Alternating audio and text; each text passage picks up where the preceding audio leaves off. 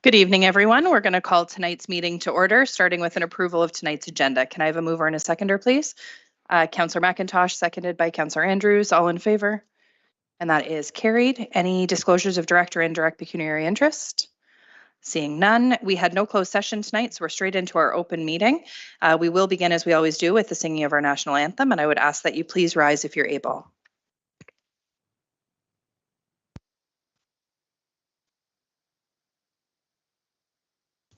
O Canada, our home and native land, true patriot love in all of us command.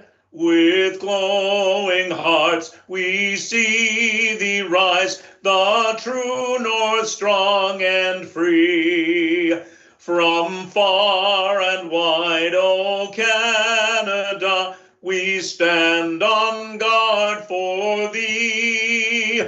God keep our land glorious and free.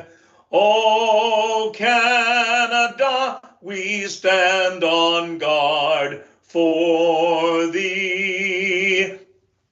O Canada, we stand on guard for thee.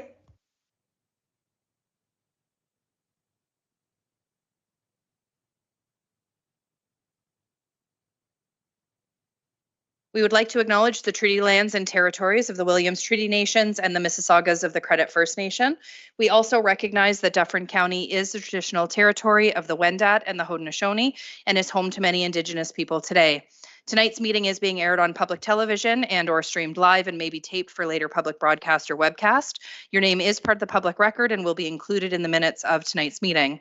Any member of the public connecting via telephone is reminded to press *6 to mute and unmute. Please remain muted until the chair requests comments or questions from the public. We have no rise and report, but we do have some minutes from previous council meetings. So the recommendation is that the minutes from the following meetings be approved: the December 16th public meeting and the December 16th council meeting. Can I have a motion, please? Deputy Mayor and Councillor Prendergast, any questions or comments? All in favor? And that is carried. We will now move into open forum, which was previously known as question period. Was there anybody joining us online, Jerry? No? Was there anybody in the gallery who wished to ask a question? And just please state your name and address for the record. Thank you. My name is Nick Garisto. I live on number 20 Paula Court, Orangeville, Ontario, L9W5B1.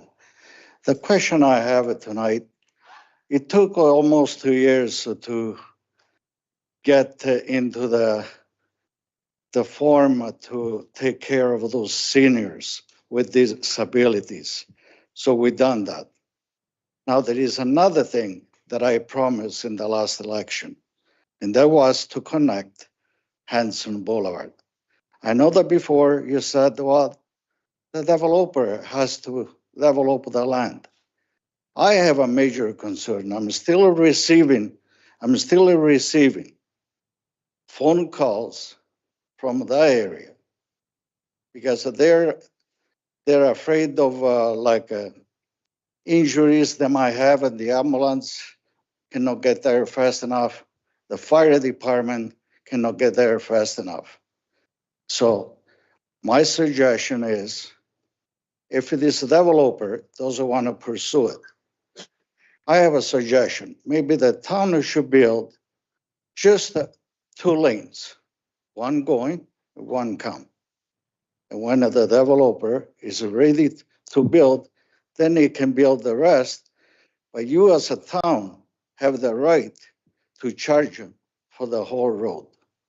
So I would hope that you guys proceed on that. And my question to you, Madam Mayor, did you hear from the developer at all? Thank you, Mr. Christo. As explained to you the last couple of times that you've asked the same question, the town will not be pursuing building that road. It has to be done by the developer for many different reasons, which we've outlined in previous council meetings when you've asked the question. Our town staff remains committed to working with the developer to get that built as soon as possible, but it is developer-owned land. The town does not own the property, and the cost and time that it would take for us to annex the land and do the build is not feasible. So as explained before, we won't be pursuing that. We will be moving forward when the developer is ready, which will hopefully be very soon. The market has started to change, and it looks like they're keen on starting building. They can't build those homes until that road is built, and they know that that's part of the pre-qualification for being able to build. So they will be, as soon as they're interested in building, they will build the road. And all of the services for that development need to go in under the road, which is the other reason why the town of Orangeville cannot do that, because they're not ready to put the servicing in yet, and we can't put that in, the road in, until the servicing is installed. So thank you for your question, Mr. Christo. Much appreciated. Well, I really don't buy that, and I'll tell you the reason why. What happens if this developer doesn't want to build for the next 20 years? That means the road will not be connected for the next 20 years. If we were in a position where we thought, Really? Mr. Christo, if we were in a position where we thought that would happen, we would move to a different process, but we've been working closely with the developer, and that's not the case. So thank you again for your question. Yeah, but Thank you again for your question, Mr. Christo.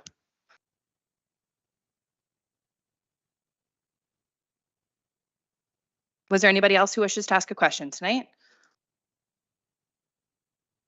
And name and address for the record, please. Ugolini Rick, Cedar Drive, and I am a resident of Orangeville. I'm here tonight to speak on Tammy Lambier, and she should be allowed to speak in front of council or any other committee. I'm in total support of whatever she has to say.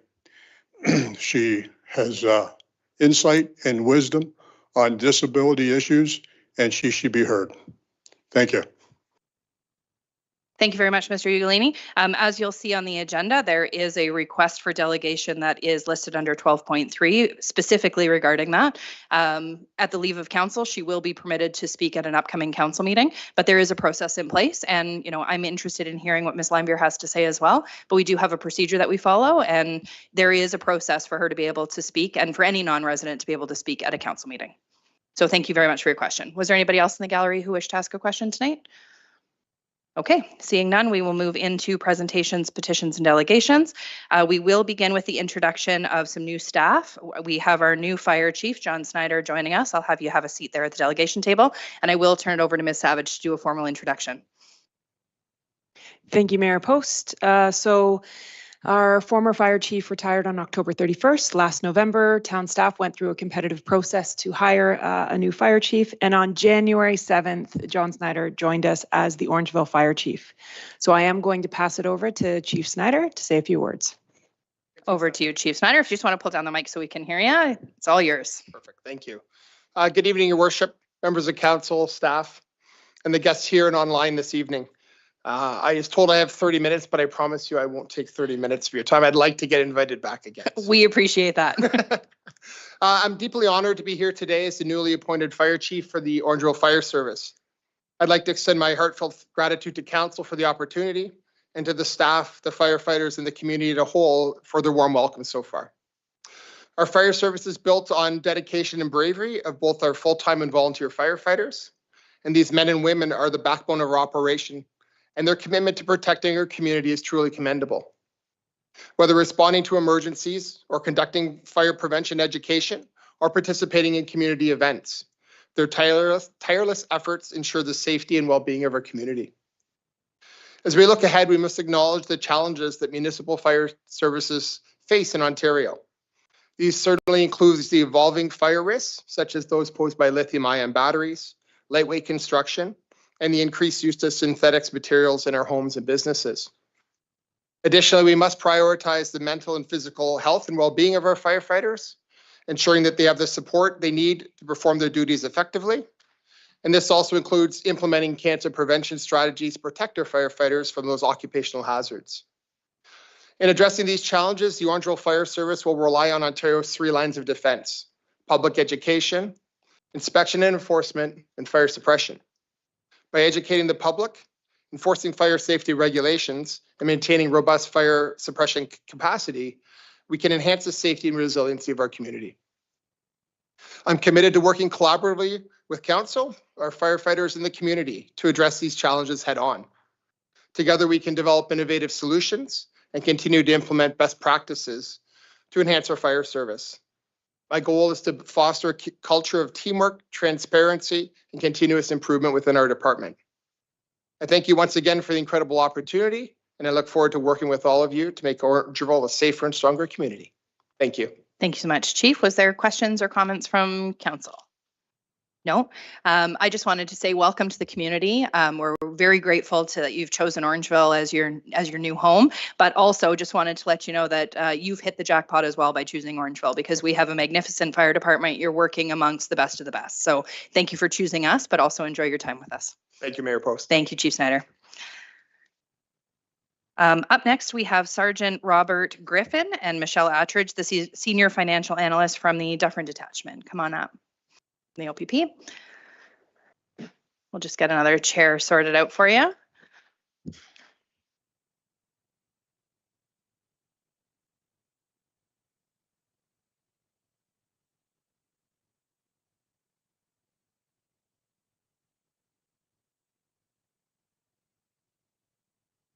And the mic is on and ready for you. Just Oh. one technical. Okay.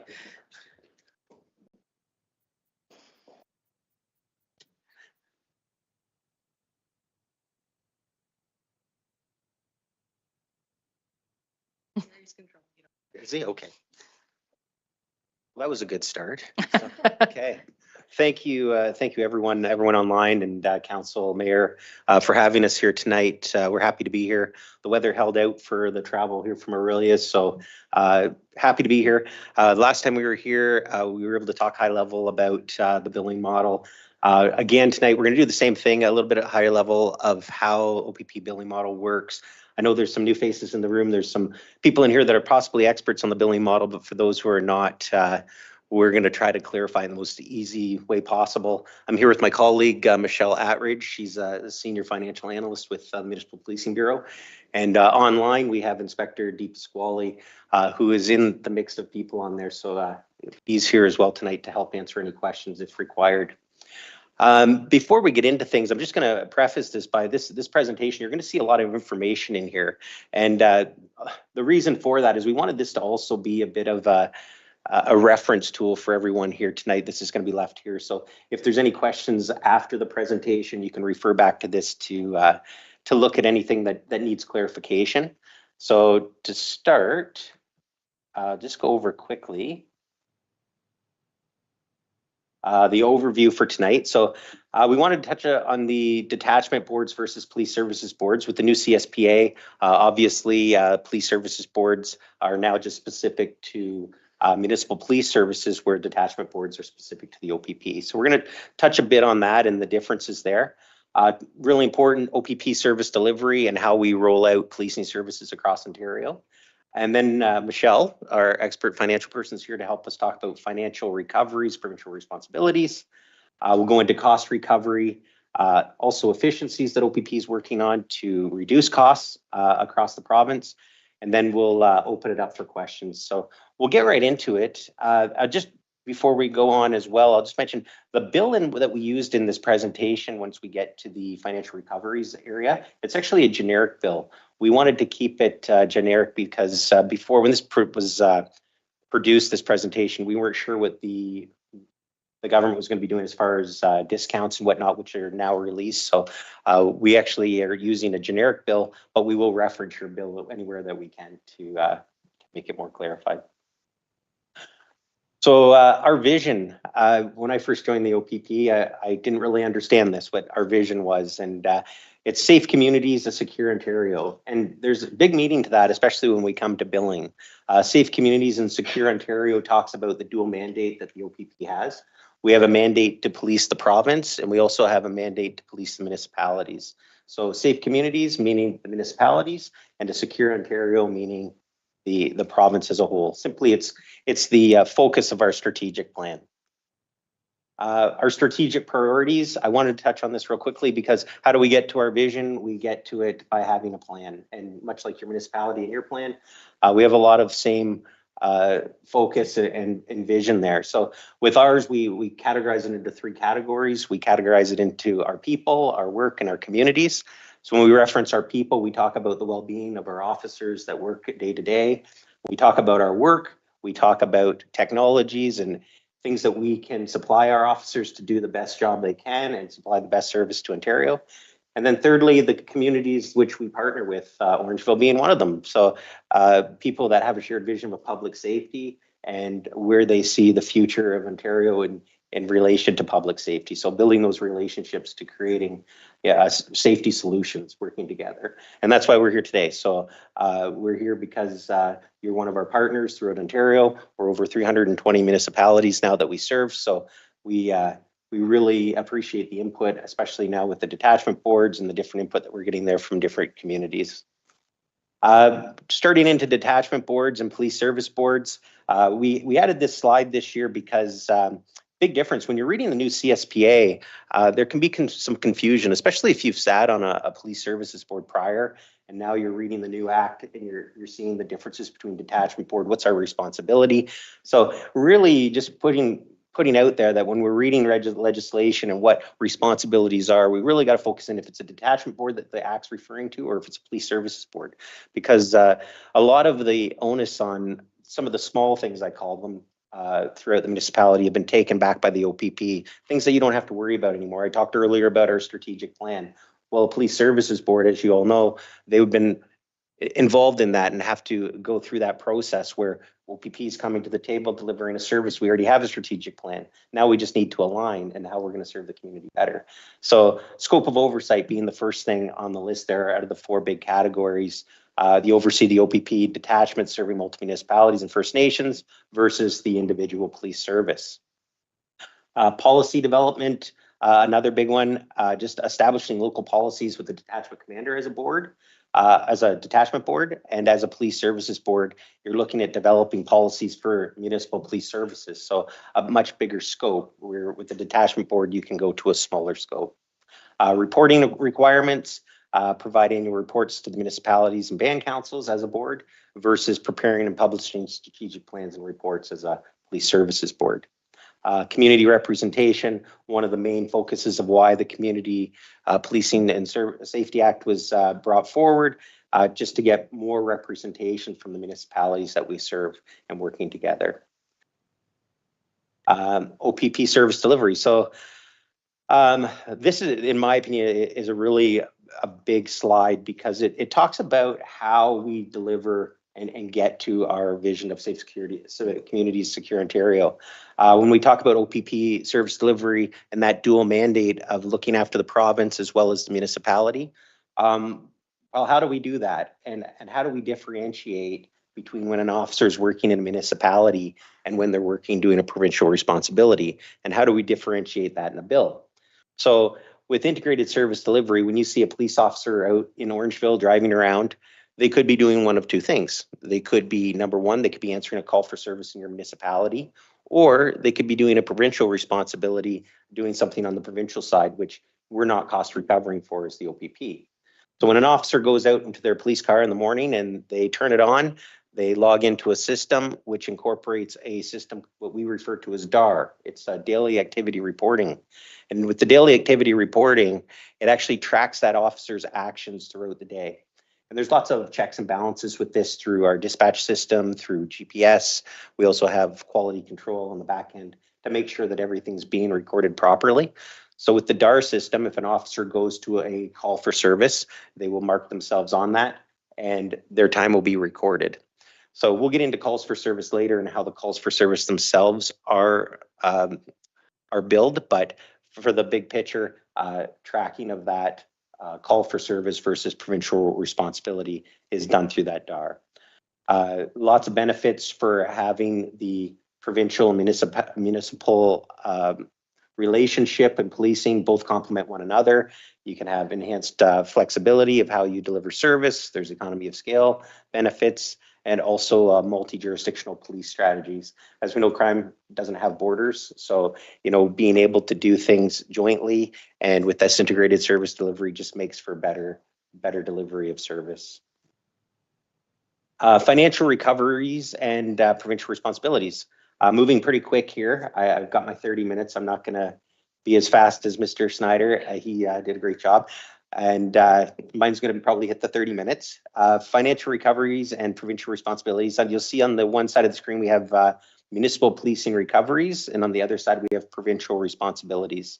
Two big numbers there. You'll see the provincial side, over $1 billion.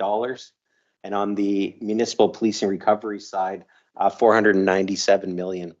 So when we have that as our total budget, what we're cost recovering for, as we just discussed, was the 497. So the 497 is what we're looking to cost recover for under legislation. So what would that include? Things like detachment staff, support positions, other direct operating costs. We'll get into that in a moment.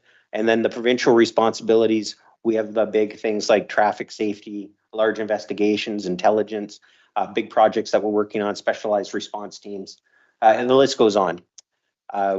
Moving into police and recoveries, just to expand a bit on that, I talked about other direct operating costs. What could you expect to be cost recovered on there?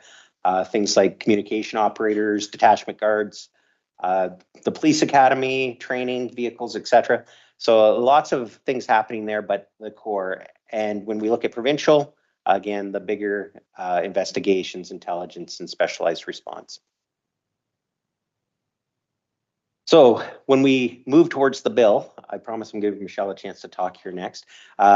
The bill is broken into 3 categories. For those that you haven't seen a bill, the very first page of the bill has a high-level synopsis and is broken into 3 categories. And you can see here on the slide, there's a pyramid structure here. You'll see a base service, calls for service, and other costs. The base service cost is a cost that is equally distributed across every province and every property in Ontario that's policed by the OPP. So currently that sits at $189.44. So the base cost includes legislated activities, proactive policing, other training and administrative. Once we get the full total of what those items cost, we divide that against every property. And then all the municipalities individually will pay for their calls for service on an a la carte basis. So that was calls for service is 208 million. And then other direct operating costs are allocated to municipalities where applicable. So if you have an accommodation and cleaning in your municipality, that would be direct to your municipality. If you didn't, it wouldn't be on there. I'm going to turn it over to Michelle, and she's going to give us a overview of a sample bill. Michelle. Hi, everyone. So you'll just step through. This is a generic bill, and this is a bill prior to any financial relief being applied to it. Rob has talked a little bit about the first 2 categories. Base services, we take the total cost of base, so the majority of the cost recovery is for salaries and benefits. And before I dive too much into it, we do an analysis of the actual work happening in detachments using the DAR system that Rob was talking about earlier to determine how much of the work was provincial, how much of the work was base or proactive service, and how much of the work was calls for service or reactive services. And based on that percentage, we apply that to the total cost recovery to determine how much is allocated under each stream. So to determine the base service cost, we take the total cost that was allocated to base services and divide it by the total number of properties that are being billed under the billing model. It was 1.2 million this year, I believe, to come up with that 189.44 for 2025. And then that's just allocated per property to every municipality in the province. Calls for service, we have another slide, so I'm going to hop over that one. You can see there, though, that on the billing statement, we do show the total cost calculated for calls for service and then the percentage of the total provincial time that each municipality is allocated. We'll just talk a little bit about what's in the green box there. So every municipality does pay for overtime, and the estimates each year are based on a 4-year average of activity in your municipality, and then it will be reconciled to actual time spent in your municipality and detachment. Contract enhancements, I don't believe you have any, but if you wanted to go into a special contract for additional services, that would show up on your billing statement under the contract enhancement section. Every municipality that is responsible for providing court security is responsible for covering the cost. So that is on every billing statement. And prisoner transportation, similar to base service costs, every municipality across the province does pay a per property cost for prisoner transportation. We calculate the cost for the entire province, divided by the total number of properties, and come up with the cost per property, and it's just allocated per property to each municipality. Accommodation and cleaning services, same thing, it's a per property cost, but it's only on the billing statement if you do not provide the facilities that the OPP polices out of. So that generates your estimated cost for the year, and then there's a year-end adjustment line, and what that is comprised of is the difference between what you were invoiced for throughout the year of service and what the final reconciled costs were for that year. So on this statement, that's $214,000. This year's statements, after the government announced the relief, there was an additional line on there that applied a 10% discount to the 2025 estimated costs. And we divide that total by 12 months of the year, and that comes up with your monthly billing amount. Okay, we'll move on. I'm just going to get into a little bit more detail about how calls for service are calculated. Sometimes there's some misunderstanding that it's like a per call or a per hour cost, and that's not what we do. We take all of the calls that the OPP responds to, and there's a subset of calls that are considered reactive in nature. And for the entire province, we determine how many of those calls there are. We categorize them into different, those 9 different billing work groups that you see on the left hand of the slide there. And we do that because they take different amounts of time, depending on what type of call they are. So the operational 2 would be like a false alarm call or a 911 hang up where the officer couldn't find anything. So maybe like an hour, I think it's right up there. 1.7 hours was the average amount of time based on the 4 years of activity.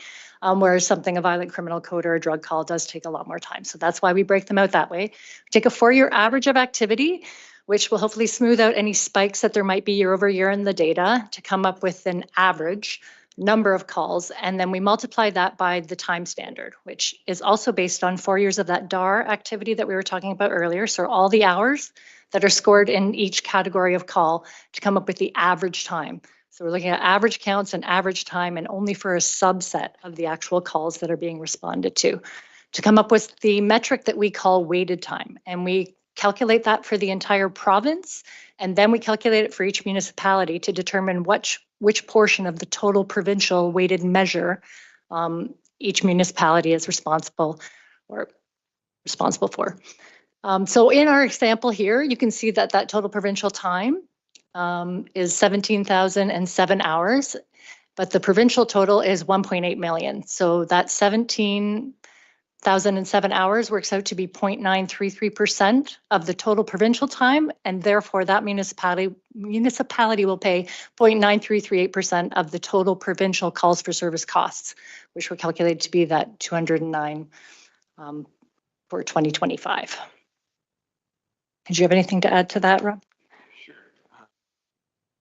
Won't turn down an opportunity to talk. This is actually one of my favorite slides, actually, the calls for service. The reason I say that is because as a council or as a police service board or detachment board, when you get this, when you get your bill and you go to, I believe it's page 5 on the billing statement, it gives you a quick snapshot of your municipality. So when you see this, you can say, okay, we had so many operational calls, or we had so many property crime violations, and you'll be able to see that 4-year average turning. So you can see what's actually happening in your community with this quick snapshot, which is really awesome because it gives you an idea if things are going down or things are going up, or where we need to put focus towards and why things are happening. It also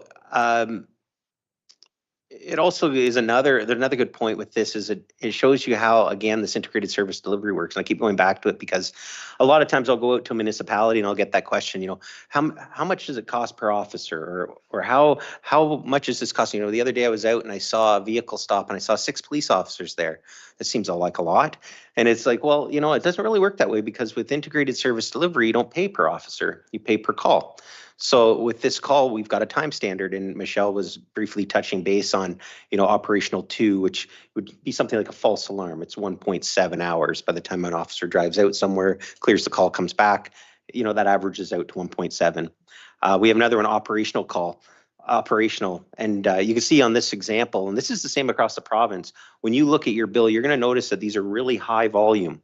And this is the same right across the board. These are the calls that are most common for an officer to go to. I'd like to use an example of like a neighbor dispute. You go there, you keep the peace, there's no criminal charges, and everyone leaves. So a quick call, important call, but a quick call, and that is averaged at 3.9. We used to actually merge them all together, the operational 2 and the operational, but having some of these calls that do take even faster to complete, they broke it out into 2 just to be more fair and transparent and have that shorter time standard. So really great information. And another thing too is if you ever wonder if you're in a council meeting or you're talking to a constituent and they ask you, hey, will we charge for a call for service? Well, when you go to your bill, every call that you're billed for is listed. So on the pages after this, when you got all these categories, every call for service that you're billed for is on there. If it's not on there, you weren't billed for it. So when you go down and you can check them, it'll tell you for the whole year which ones you were billed for. So tons of great information here. You can also, this is a snapshot of the top of the page. Right below this on the same page in the billing statement, there's actually the provincial totals. So you can compare yourself to the provincial totals. That's all I'll say on that for now, but really great information coming out of the calls for service slide. Thank you. Okay. OPP policing snapshot. I don't know, Michelle, if you want to talk about, well, before we came in, we were actually having a quick discussion about consistency with billing. You know, that's a massive topic for especially councils trying to maintain budgets and know what's happening next year. We saw this year with the increase, how when something like that happens, it can throw everything off. And, you know, our goal is to keep consistency. You know, we had Bill 124 that capped us at 1%.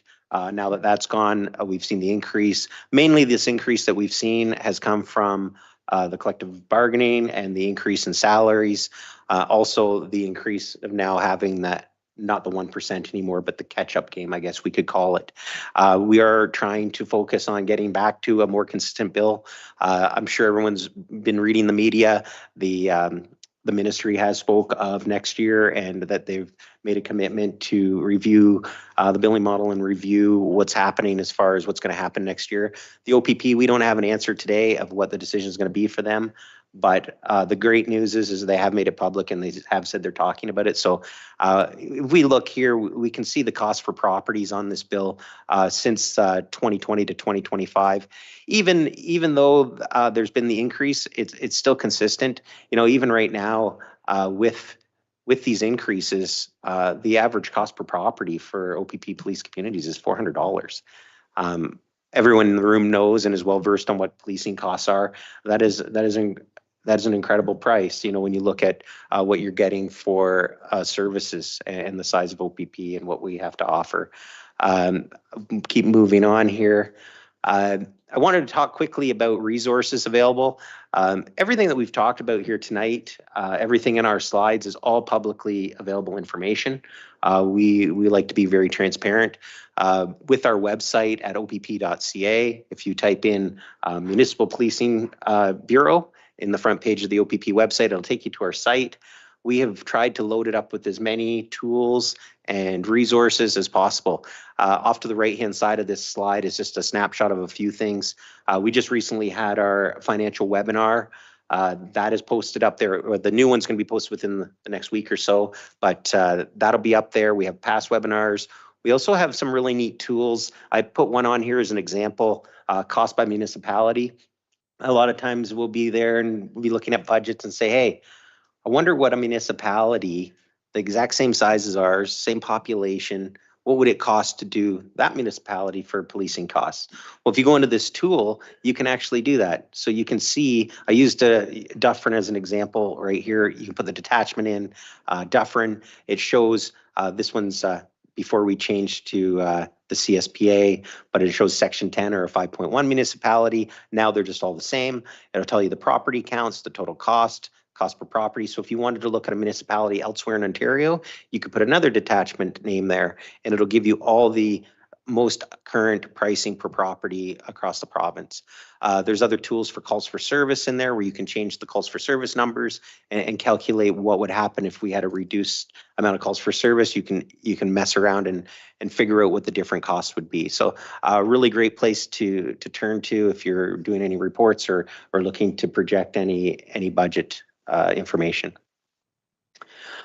When I was talking about the calls for service slide, my favorite slide a couple of slides ago, I was talking about operational 1 and operational 2 calls, where we had opened up that operational 2 category because those calls were a little quicker to do, make it more efficient. So we actually have a team within the OPP, a bureau that works on efficiencies and things to reduce calls for service, because the calls for service are the driving force for costs.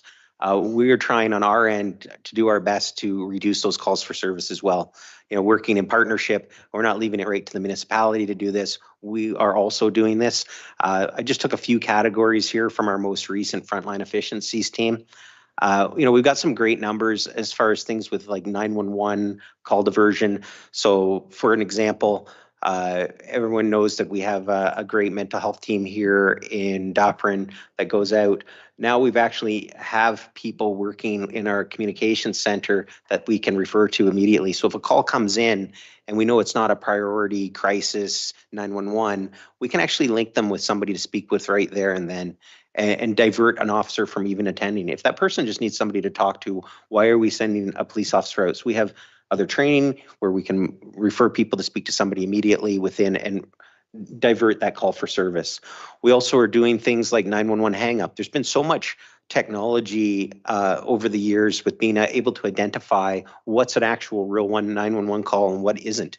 So, you know, when I was a young officer on the road and I got a 911 hang up call, I'd be dispatched to an area and I'd have to stay there until I could figure out if it was a static line or a bell repair or whatever the case may be. And now we can actually determine that ahead of time and divert that call completely, not sending an officer. Great things like online reporting. We have an online reporting tool now where we can, you know, send people to do simple, say a theft that occurred. Somebody had a cottage and they hadn't been to it in 6 months, got up there and found out something was stolen or it was a broken window. You know, there's no evidence to collect. There's no video. They can make that report online. There's things that we can, you know, avoid having to send somebody out for, not having that call for service. So a lot of great things. Again, we're leaving the slides with you. You can read about this. This is also available on our website. So lots of great information. Community Safety and Policing Act. We just added this in here because, you know, this is the topic of why we're back out doing presentations. There's so many changes, so many things are happening. We have a specific presentation also for detachment boards. I know we're sitting in council tonight, and I'm not going to dive too deep into the reporting requirements and stuff by a board and how that all works and transpires, but we are available for those questions. So if there is any questions about that, please feel free to reach out to Municipal Policing Bureau, and we can help the best we can with that. And also Inspector Di Pasquale, I'm leaving him out of the mix, but he's here with us, and he's also a great resource to speak on those things. And then we'll wrap it up, unless Michelle, do you have anything else you want to add? No.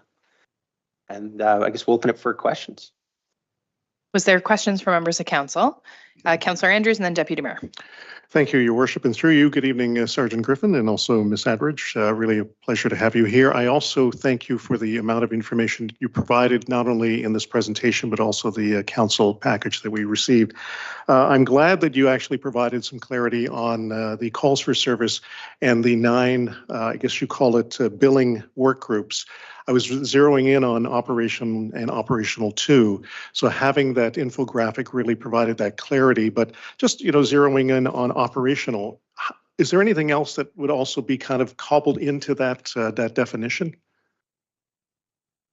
Yeah, anything that would not result in criminal charges. Okay. So if I use neighbor dispute as an example, there's also non-violent intimate partner violence, but you know, there's a fine line with that as well, because sometimes that can go to a different category. But there are, believe it or not, some instances where we go and it's actually ends up not, maybe the neighbor's called and it's a low priority. We do take different precautions in those scenarios, but they would end up in that operational call.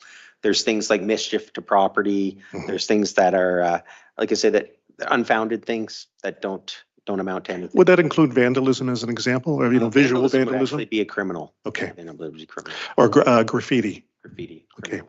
If I may, Your Worship, looking at one area that has been discussed a number of times through residents and those that have, of course, unfortunately been affected by this, where does vehicle theft fall under?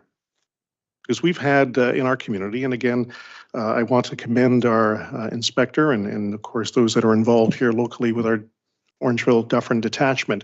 But we have, unfortunately, like many municipalities, many communities have suffered much. And I know that the OPP, as well as even at the federal level, have been trying to curtail some of this. But where does this fall in the categories? A lot of times things can be a hybrid offense as well, meaning that it could land in different categories. So a simple vehicle theft could land in the property crime violation. Okay. Then we look at robbery and things like that, where it's a carjacking versus just a straight up vehicle theft. Well, that falls under violent criminal code.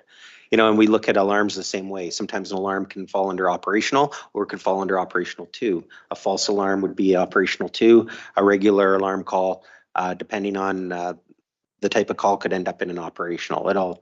There's different categories. But like I say, when you open up that bill, everything's categorized. So if you do see something, it does give a really great breakdown of what's included and what's not. I hope that answers the question. Yes, it does. Thank you. That's all I have, Your Worship. Deputy Mayor. Thank you, Your Worship. It's very nice to see you both, Sergeant Griffin and Ms. Attridge. Thank you for being here. I'd like to start this off by just saying that I think the world of Inspector DePasquale. So we're all very grateful. He's receptive. He's on top of things. He's proactive. He's everything that you'd want in a leader for the OPP. So thank you for allowing our community to have him. My question for you guys is, like, in business, when we know that something isn't going to go the way we've got it planned, the best thing to do is, before the formal announcement happens, is to give a phone call and say, hey, I just want to let you know XYZ is happening. It's coming down the pike. There's not much I can do about it. Here's why. The first time I heard about it was through our CAO, that the price was going up exorbitantly, and it was a surprise to all of us. And so I just love to hear about, how that would have worked in your building. And, the question would be is, what can we do together? So it's uncertain now. I was waiting. I had it down as a question to ask if you'd heard anything. You have, which you haven't heard anything, which is great. That's fine.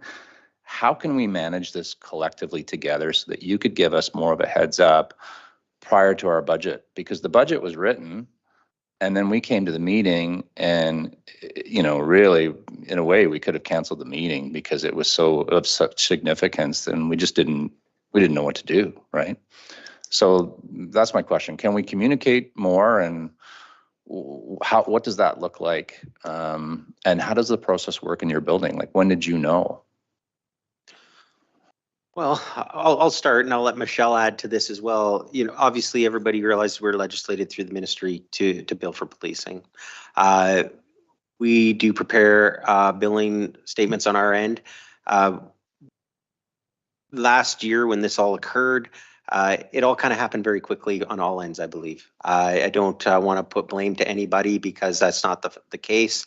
How the billing rolled out, I guess, Michelle, would you want to talk about just whether or not when the discount was going to be implemented or not implemented?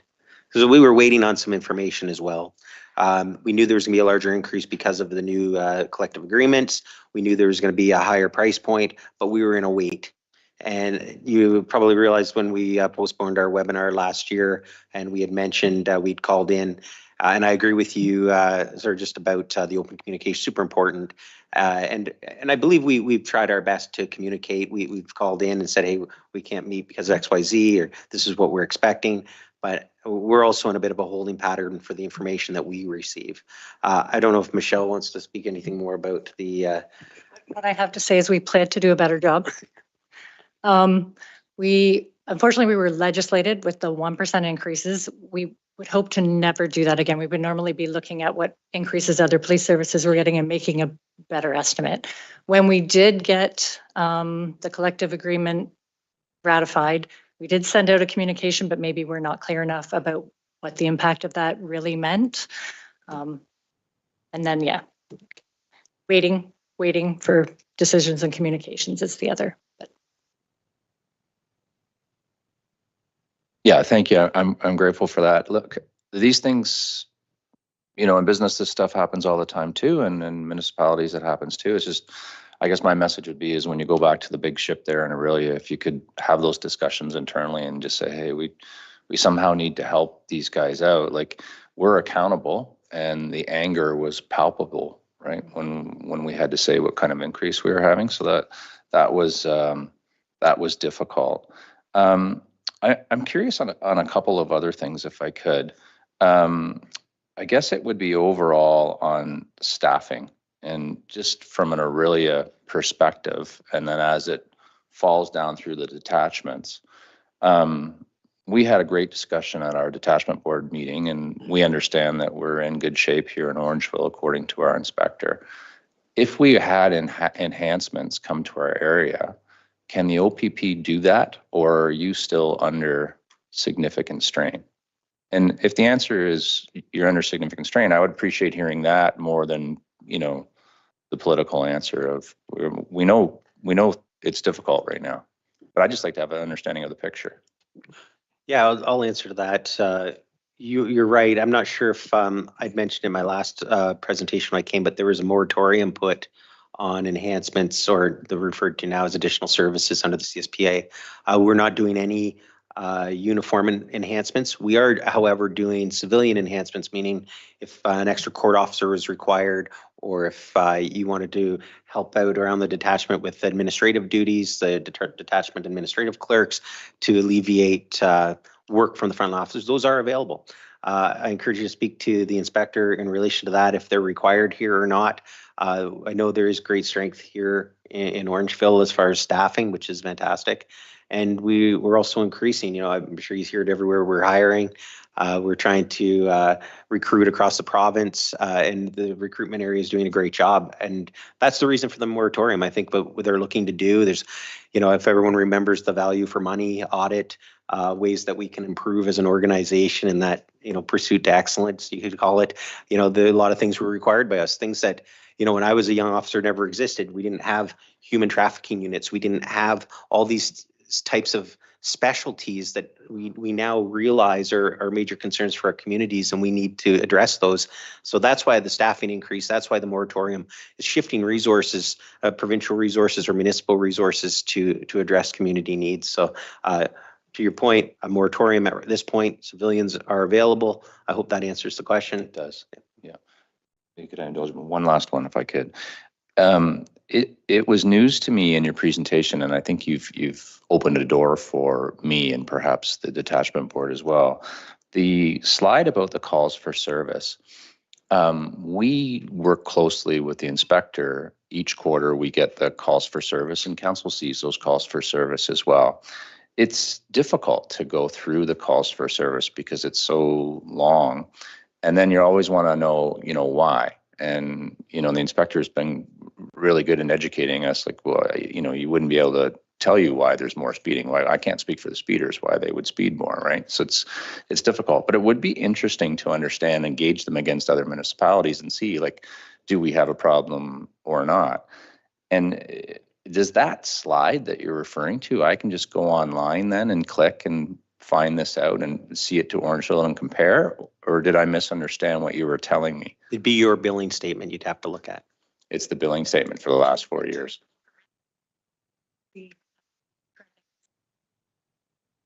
Yeah, I want to ground it in something, right? Okay, and I would get that billing statement and go through. Okay, thank you. Was there any additional questions for members of council? No, seeing none. Thank you very much for being here. Oh, David, go ahead.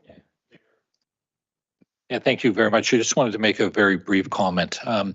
I've worked in municipalities with police services, all different models. In one community, we had our own police service, and the police chief's office was about 50 giant steps from my office. So, very close a relationship. I just want to thank the inspector. Every time I call, anytime our staff calls or emails, I get instantaneous response. So although he's not 50 giant steps away, he doesn't need to be, because he's very responsive. And I also know that in our community, there's still some people that think that the decision to move to the OPP wasn't the right decision.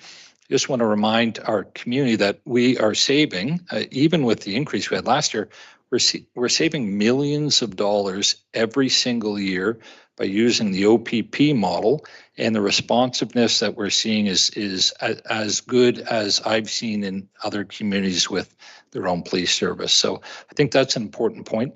Millions of dollars every year being saved by using the OPP.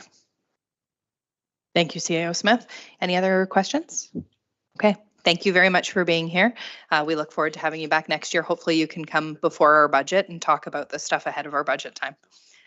Thank you. Everyone, appreciate it again. Thank you for having us. Thank you very much. Thank you, everybody. Thank you, Inspector. Thank you for the kind words. Have a great night. You too. Thanks for joining Bye. us. We'll now move into item 12.3, which is a non-resident delegation request. And before I go to council, I just wanted to make a comment that this is a new process. This is the first time you're seeing this on the agenda, and that's a result of the procedural bylaw update that happened back in November. And just for the general public, I want to be clear that there is still a process for non-residents to be able to participate in our council meetings and to participate with council and our town staff. There is a process to follow that didn't exist before, and that's a response to some concerns that we've had at this council, but also that municipalities across the province have had at their councils, where non-residents are taking up the time to delegate about items that are not on the agenda, that are not necessarily appropriate for a council meeting. And as the head of council, we have a responsibility to run an effective and efficient meeting and make sure that the business of the municipality is being taken care of. Again, this is not to be an exclusionary process. There just is an extra step that needs to happen when non-residents want to participate. So the addition is that any non-resident who wants to participate by delegating to council specifically, we'll just need the permission of council to be able to be added to a future agenda. So we do have one non-resident right now, Tamara Linebeer, who had requested to delegate about accessibility in Orangeville. If approved by council, Ms. Linebeer's delegation will be added to our next council meeting. Again, there is a process in place, and a lot of municipal councils don't have an open forum. They don't do a question period. They don't allow residents or non-residents to delegate about anything that's not on the agenda. And we have had a very loose process in place for a long time. And it was time for us to be able to hone it in and make sure that we were doing the right thing to make sure that the residents and taxpayers of the town of Orangeville were taken care of. So again, the process is still there. It's not meant to be exclusionary. There just is one extra step that needs to be followed as part of this. And this is regardless of what the topic is, whether we're talking about accessibility or about pool usage or recreation or about our trails or our roads. The topic is not what matters. It's resident versus non-resident. So with that, I will turn it over to council. I know Councillor McIntosh wanted to make a comment. Thank you, Worship. I'd like to put forward a motion to permit this delegation at a future council meeting. Thank you, Councillor McIntosh. Can I have a seconder to put that on the floor? Councillor Andrews, before we vote on it, was there any other questions? Deputy Mayor. I just want to be clear, accessibility is extremely important, and we can go through issue after issue after issue. I feel strongly about the process that we put in place, and for that reason, I will not be voting in favor of this. Thank you, Deputy Mayor. Was there any other questions or comments from members of council? Seeing none. Okay, we will vote on the motion on the floor. All in favor? And those opposed? Deputy Mayor is opposed. That is carried. Ms. Linebeer, we will see you at our next council meeting for your delegation. Thank you. Next, we will move into the consent agenda portion. The following items have been compiled under the consent agenda to facilitate a single vote for council consideration. Council may remove any items for individual consideration. Was there any items to be removed? Councillor Andrews and then Deputy Mayor. Yes, Your Worship, I have two I'd like to pull for discussion. 13.1.8, no, sorry, I stand corrected, 13.1.9, and then also 13.1.10 or 10. So that would be the town initiated official plan and then the SCADA master plan. Okay, thank you. Deputy Mayor. Yes, thank you, Your Worship. I would like to bring forward 13.1.5, the sign variance. Okay, thank you, Deputy Mayor. Was there any others from members of council? No, seeing none. Okay, so the recommendation is that all consent agenda items for the current council meeting listed under 13.1 staff reports, 13.2 correspondence, and 13.3 committee board minutes be received or approved as presented, with the exception of the items that were removed for individual consideration, which include 13.1.5, 13.1.9, and 13.1.10. Can I have a mover and a seconder, please? Councillor McIntosh and Councillor Andrews, all in favor? And that is carried unanimously. We will move then into 13.1.5. Deputy Mayor, you pulled that one, so go ahead. Thank you, Your Worship. It's the same theme. I think that bringing forward these sign bylaw things when it's not part of what we have for sign opportunities, when it's not part of the bylaw, it circumvents the entire process. And I'm not in favor of bringing forward things that don't fit within the documentation that we've all agreed to previously. It basically says the document isn't of value. And so if you think back to the discussions we've had, and I make it up, this is the third or fourth time this has come and feels like very recently, I've been very consistent in this approach. And so for that reason, I'll be voting no to this. And I wanted to bring it out to the rest of the group and hopefully hear your thoughts as well. So thank you. Councillor Sherwood and then Councillor McIntosh. Thank you, Your Worship. I'm in line with you as well, Deputy Mayor. One of the things that I noticed is we opened this up last year and permitted the love sign. Next thing you know, we had a request for EH for Canada Day. Then we had a request for jazz sign for blues and jazz. So like I say, we opened it up for one, and next thing you know, it's another month with a different one and another one with a different one. I think this type of signage would be fabulous at the Alder Street Arena, for example, but not in our historical downtown. One of the things that our Heritage District sign part of the bylaw is to not allow illuminated lights. Now, I realize this is only for a 1 month request, but I want to remind you that the 1 month is going to end up being 12 months because every month we seem to want to celebrate. Okay, Love Month is February. Then we're going to have A in July. Then we're going to have Jazz in June. So I'm really struggling with this, having to approve this. I know Heritage Orangeville did give their blessing only based on it temporary, but I'm fearful that this is leading to other things that here we are trying to break our own rules. Councillor McIntosh. Thank you, Your Worship. Unfortunately, I disagree with both the previous speakers. I think this is why it's in the bylaw, that we can override it for reasons just like this. This isn't going to hurt anything. Let's have a bit of fun in town. For 1 month, we can put up with a sign. And if other people are coming in with signs, we'll take it on a sign-by-sign basis. But I think that's why it was in the bylaw, because there are exceptions. And I can list a bunch of them that would have looked silly if they had to have a small, tiny sign. And we councils have allowed it in the past.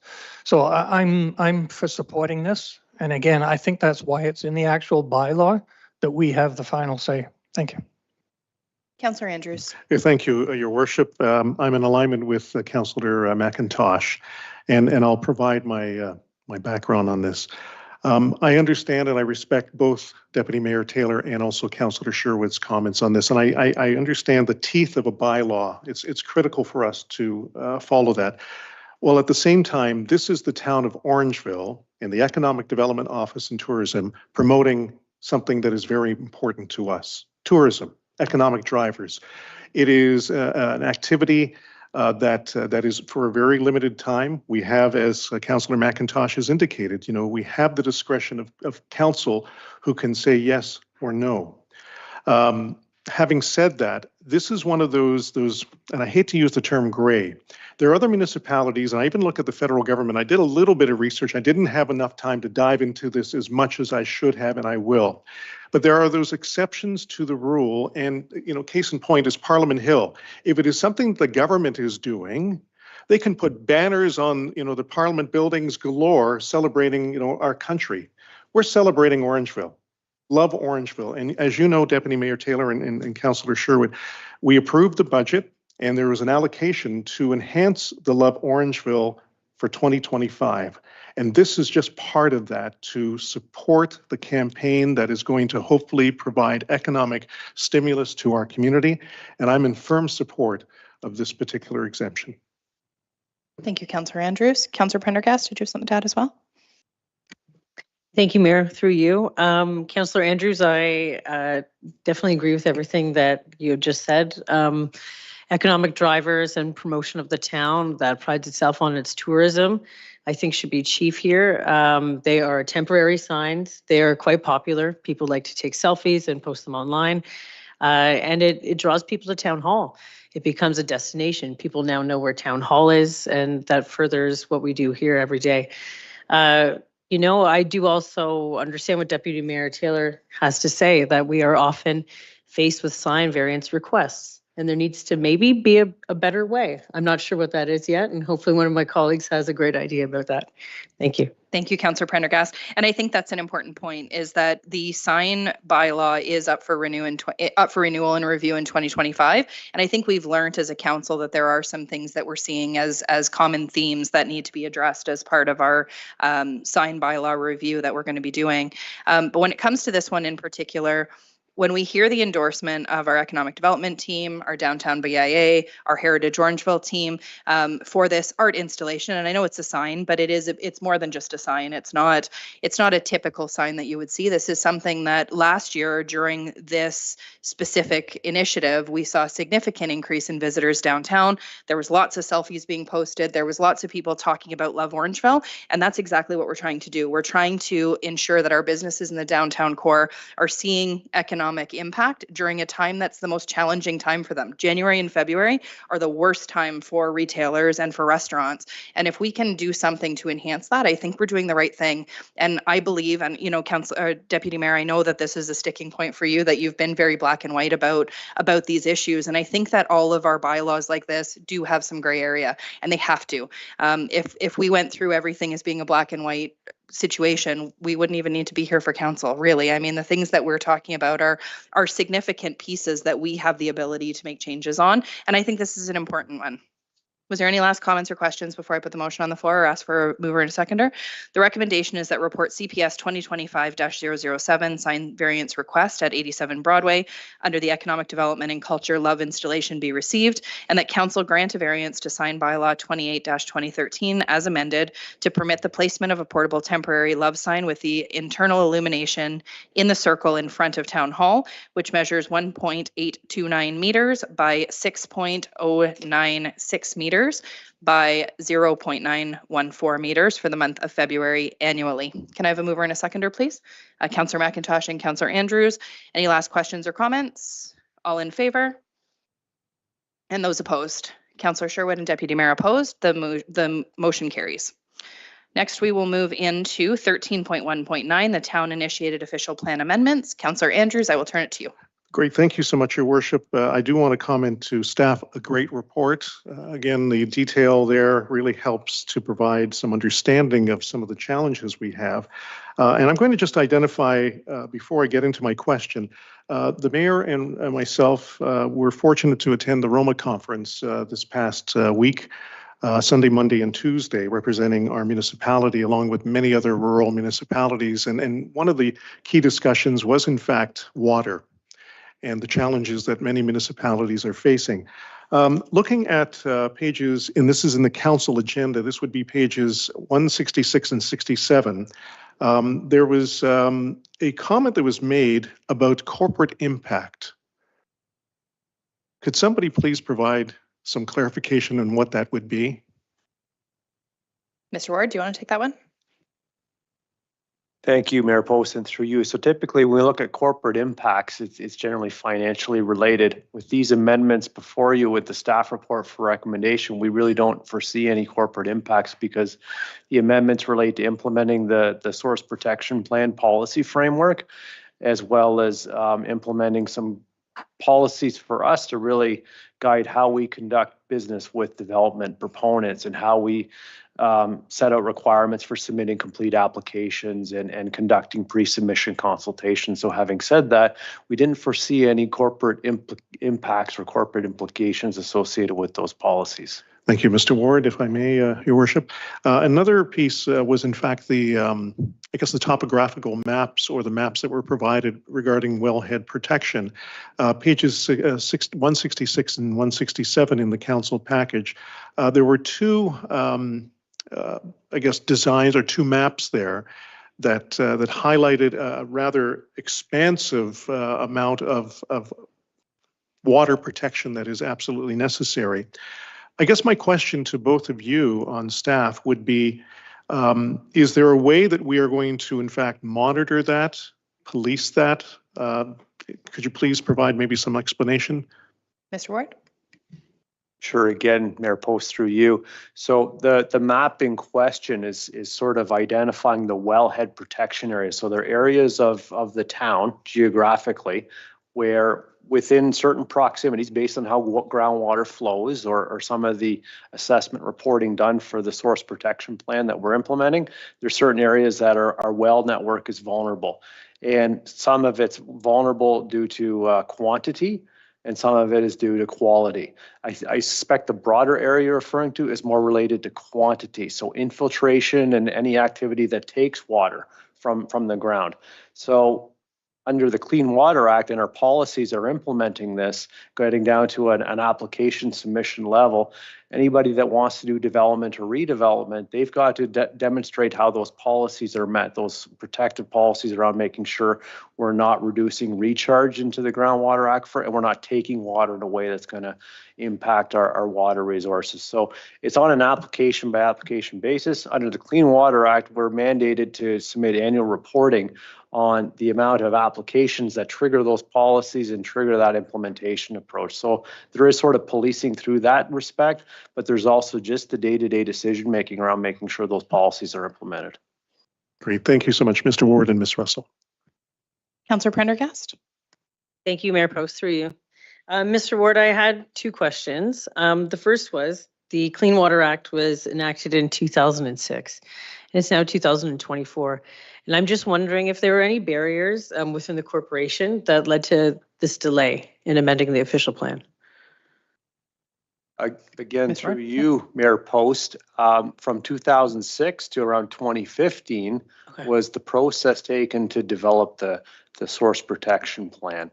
And then there were amendments after that. So I wouldn't say it's barriers. I would say a lot of other municipalities were in the same predicament of having to go through those steps of new legislation passed, quite broad and very impactful legislation, important legislation, down to now developing the plans pursuant to that legislation, and then at the municipal level having to implement that. So it takes many years to go through those levels. Thank you. Bureaucracy. One more question, if I may.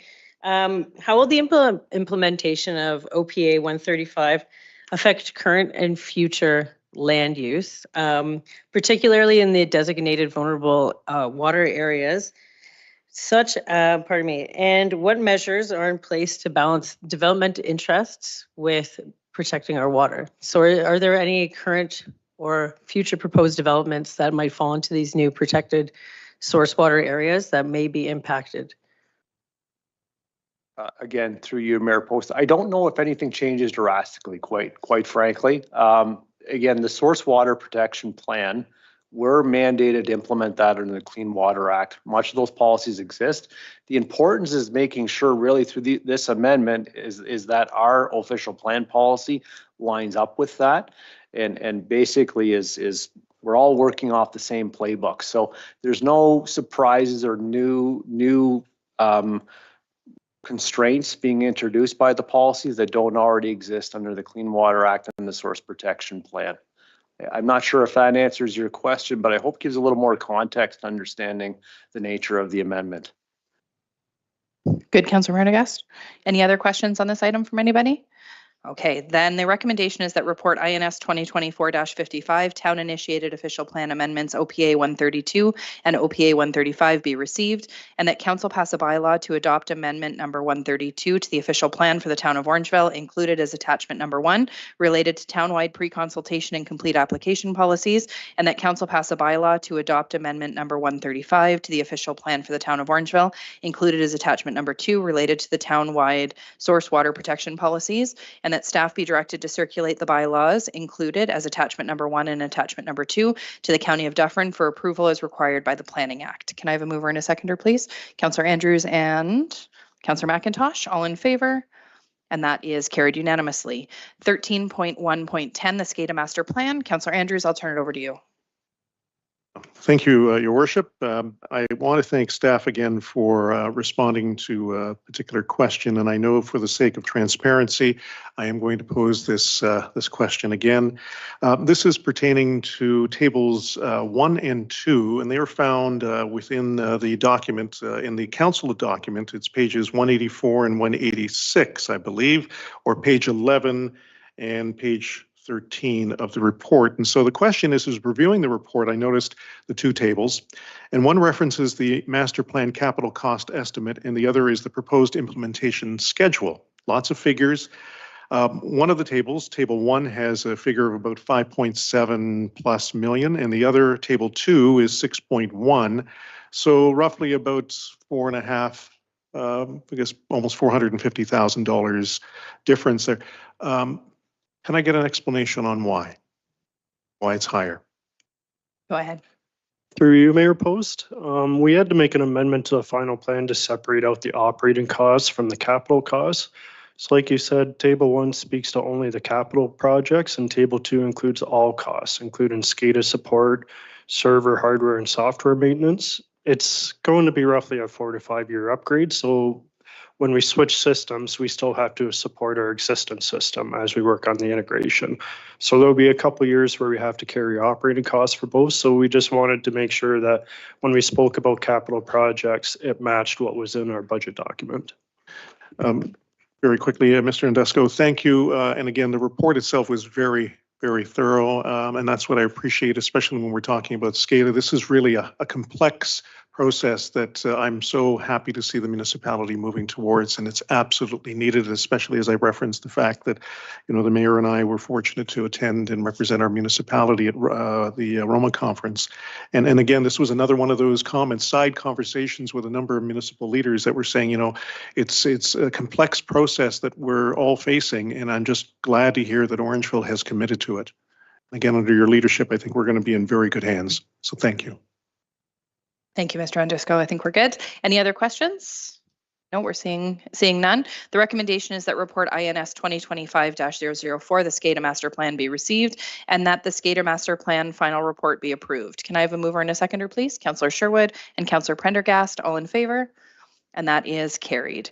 There were no notices of motion prior to meeting. Was there any notices of motion that anyone would like to bring forward tonight? Deputy Mayor?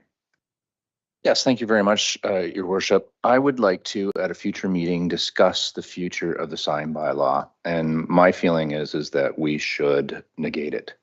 And that's what I'd like to discuss at our next meeting. I will leave that to you to work with the clerk to come up with wording for that. Was there any other notices of motion?